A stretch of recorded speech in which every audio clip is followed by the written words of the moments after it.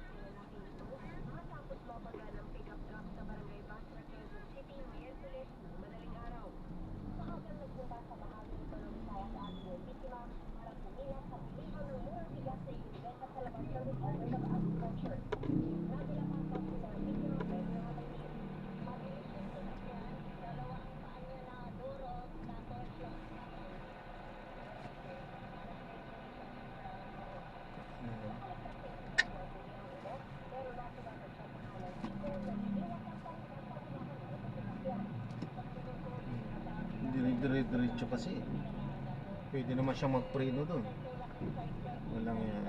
Wala talaga sa tamang disiplina itong mga to.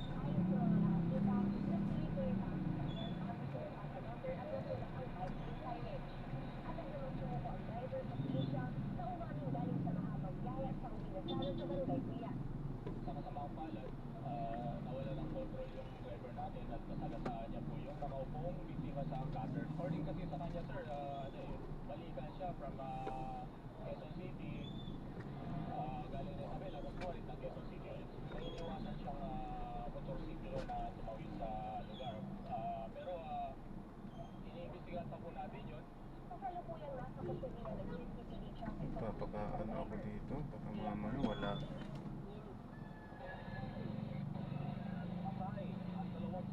Matapos bumagsak ang sinasakyan nilang bumaba na dyan.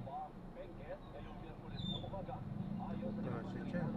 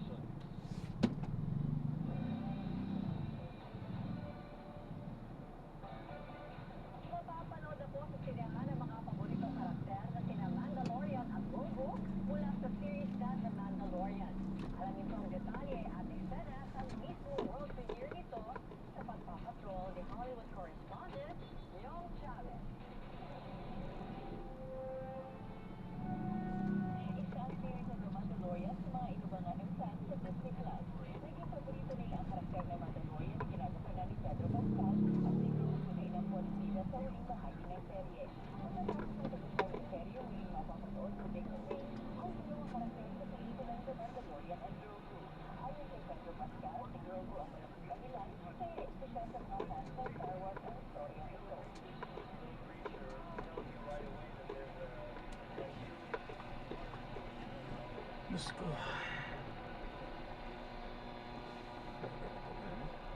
Lord God Jesus Christ. Masakit pa.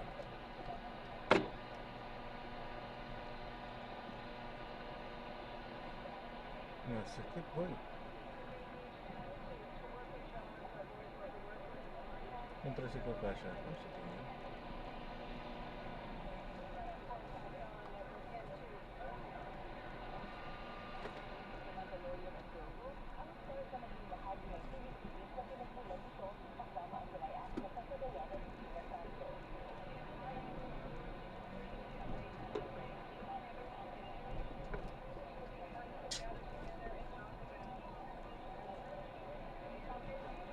Sika.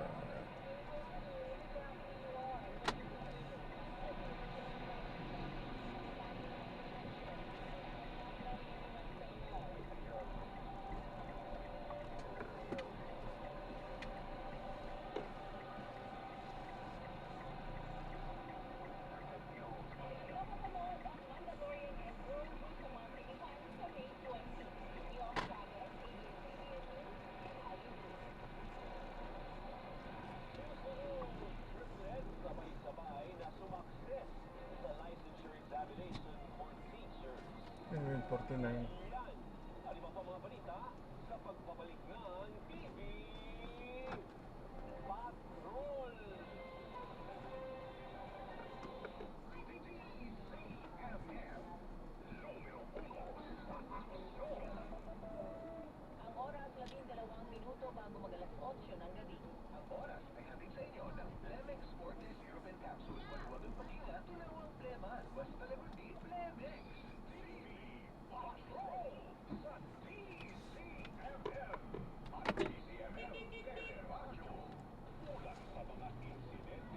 Walang nangyayari ito.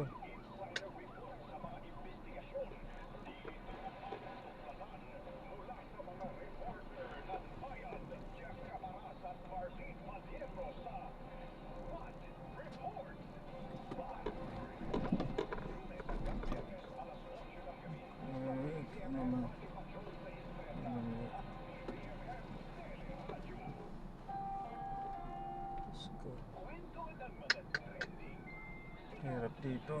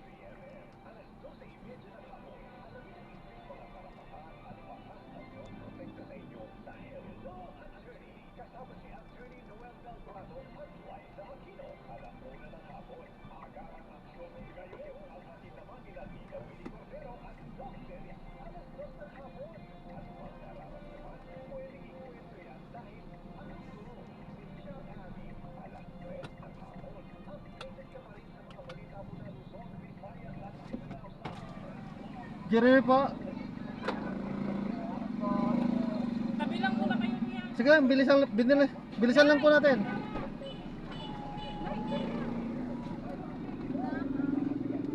Bilisan lang po natin.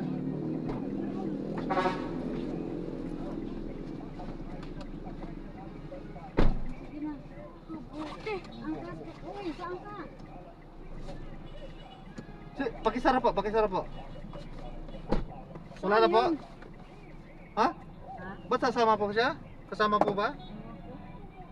Ewan nyo. Sige po, diretso na lang. Doon yung sinundo ng asawa niya. Ano masyadong sakay? Tayo tatlo na lang. Or Jeremy? Oo, Jeremy. Alam ko yun. Sorry, hindi ko. Alam ko yan.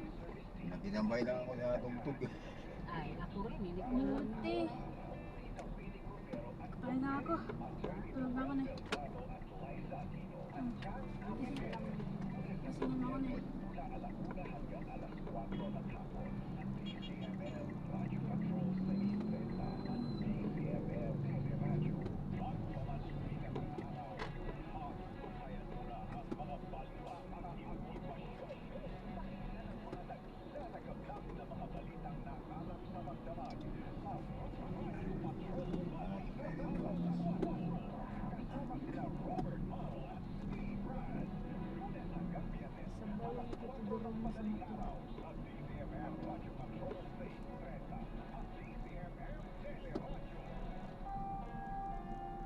May cellphone naman tayo. Ako wala.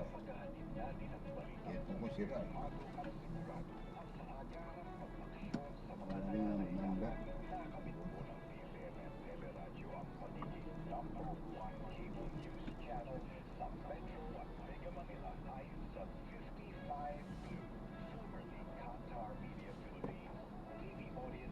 Sino po itong nag-book, ma'am?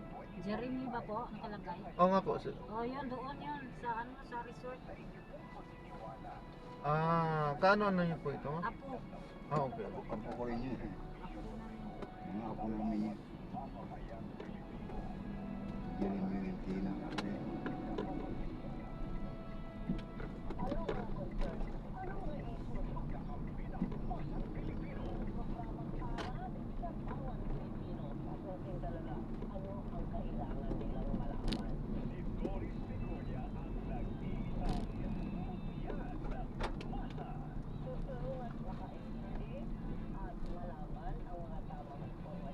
May lock ba dyan yung bituan mo?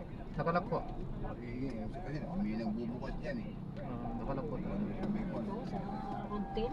Oo, Marami yan. napapalita ito. Mabait yung Kaya, mga iba dyan. kikita namin sa ano ito, balita. Mabait yung mga dito. Sa Apilan. Hindi tumatawag ngayon sa Apilan. Walang pagbabago ng animal na. Sa may tiyempo. Maakyat na sa trangka mo natakbo. Hindi naman makakapit. Wala pa nga ba? Mga bastos, mga Eh, ito pagbukas, binubuksan nila. Ang problema, binuksan nila. Wala namang makukuha. Tuloy, wala na akong gamit at saka toothbrush. Colgate. sabay lang. Wala.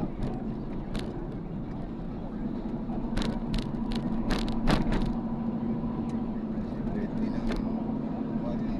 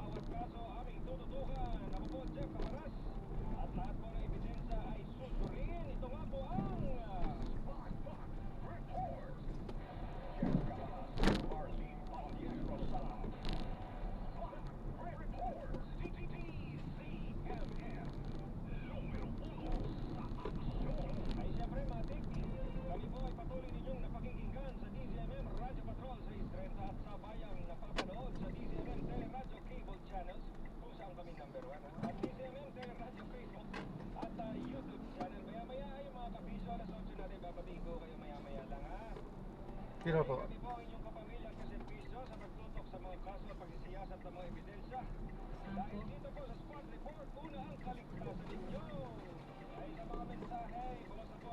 Dito po.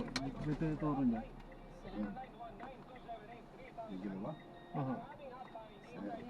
Yun, kung ang banda yun. Ito po. Nandun dito po. Pala yun. Dito pala. Wala si mama. Hello po. Ah. Si Mama na yun. 175 po. Ito po. Mama, wala talaga.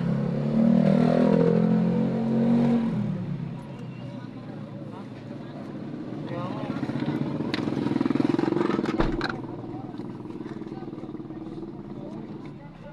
Doon nakita mo si Papa. Kaya nga,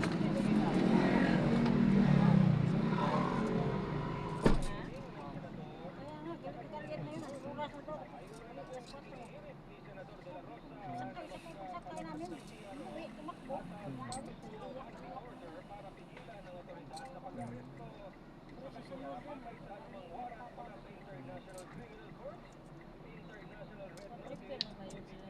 Ano, tapos na, ang dami ng pagkain. Hinihintay na lang si Nicole saka si Mama.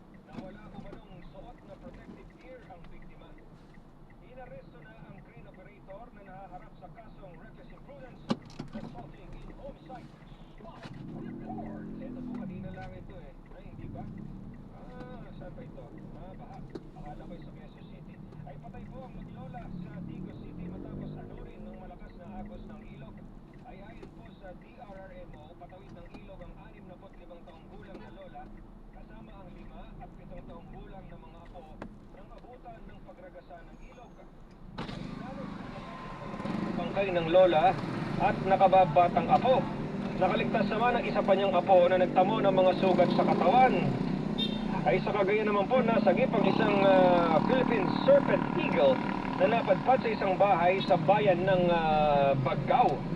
Matagumpay namang naibalik kahapon sa gubat ang dalawa pang Philippine Serpent Eagle na una nang na-rescue sa lugar. Spot Report! Jeff Gabas at Marlene Padierro sa dito sa Metro Manila ay umabot sa 7,000 tonelada ang basurang nakokolekta ng MMDA sa mga estero sa Metro Manila. Naku, mga basura ho ninyo yan ha. Sinabi ko sa DZMM ni MMDA General Manager, Retired Police Yan, Colonel paalam po. Nicolas God bless. Torres III